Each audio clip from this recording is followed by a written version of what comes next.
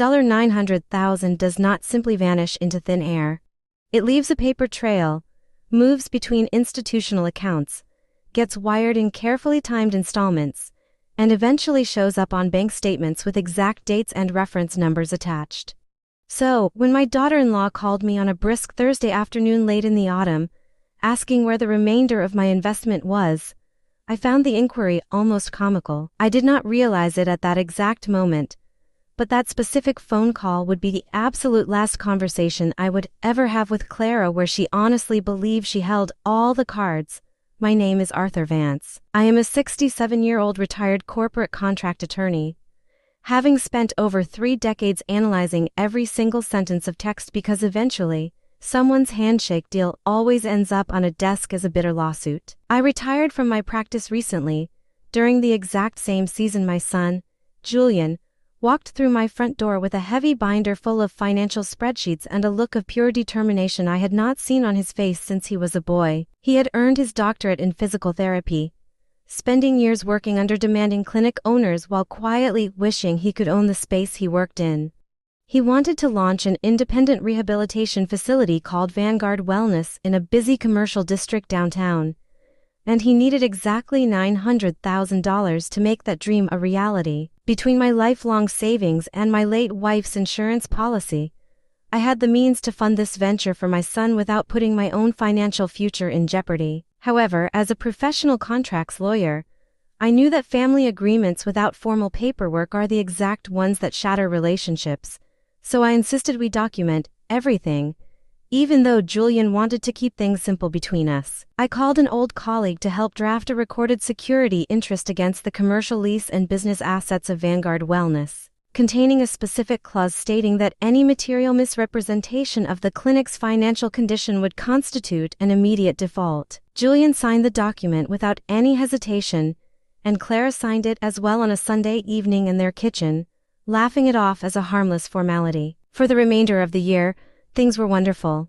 Julian called me every single weekend to walk me through the renovation progress and equipment orders, but everything shifted dramatically when Clara took complete control of the clinic's finances, using her background in medical billing to handle the books while Julian focused entirely on patient care.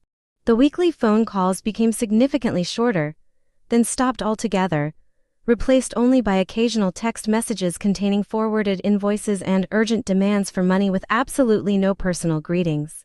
This pattern continued for months until that fateful Thursday when Clara called demanding an immediate wire transfer for an equipment supplier, prompting me to ask her directly when the clinic's grand opening would finally take place. There was a calculated pause before she flatly informed me that the soft launch had actually occurred 6 weeks prior, restricted only to close friends and immediate family to keep the pressure low for Julian. Standing in my kitchen, I realized I had not received an invitation, a phone call, or a single photograph of the facility my retirement funds had entirely built, yet she was still demanding more money to cover piling vendor bills. I told her I would take care of it and hung up immediately, standing in total silence as I realized something was deeply wrong with the business I had funded. The following morning, I drove out to the commercial district and parked across the street from Vanguard Wellness, staring at the fully operational clinic with active clients in the waiting area. My son was screening my phone calls, and when I finally reached Clara on the line, she offered practiced, impatient excuses about protecting Julian from stress.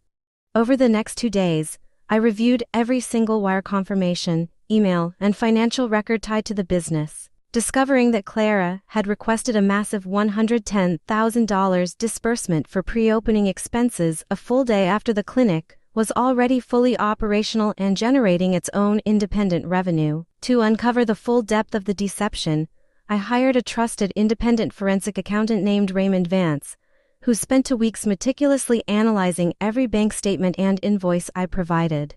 When Raymond called me into his office, he laid out 3 distinct, color-coded folders that completely shattered any remaining illusion of sloppy bookkeeping or innocent family mistakes. The first folder mathematically proved the timeline deception, confirming the business had intentionally hidden its active status while simultaneously collecting my final pre-opening investment check. The second folder revealed a recurring monthly payment of $4,200 to an independent consulting firm registered under Clara's maiden name, belonging entirely to her brother, who had absolutely no corporate consulting background or physical presence at the clinic. The third and final folder contained a series of contractor invoices for a luxury kitchen remodel, premium flooring, and a complete master bathroom renovation executed entirely at Julian and Clara's personal residential property. The staggering $61,000 in home improvement costs had been deliberately paid directly out of the clinic's operational bank account, falsified in the corporate ledger as facility improvements for a secondary location. This is a deliberate decision to disguise personal luxury expenses using your retirement capital, Raymond Vance. I paid the accountant's invoice and drove home in total silence, carefully building the legal argument in my head and preparing for the inevitable confrontation that lay ahead. The next morning, I met with my legal counsel to review the findings, and he confirmed that the documented fraud easily triggered the default clause, granting me full authority to seize the business assets. I did not want to inflict financial ruin upon my own son, but I could not sit idly by while my late wife's life insurance and my own retirement were systematically stolen to fund a lavish lifestyle. I called Julian directly and scheduled a mandatory meeting at the clinic for the following Thursday afternoon, demanding that both he and Clara be present in the office. He sounded incredibly exhausted when he answered, completely unaware that the protective paperwork he had dismissed as a mere formality was about to strip them of everything they had built. When I walked into the Vanguard Wellness Executive office that Thursday, Clara immediately assumed an air of defensive impatience, asking if I had brought the remaining capital she had requested.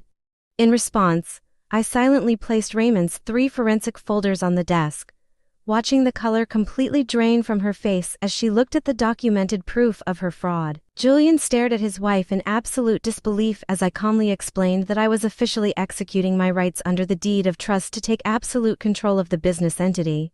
Clara attempted to scream threats of family estrangement, but I quietly reminded her that the alternative to my immediate corporate restructuring was a formal criminal referral for grand larceny and wire fraud. Clara was entirely removed from the business, and my legal counsel structured a strict, legally binding repayment schedule that Julian will be fulfilling for the next 2 decades of his professional career.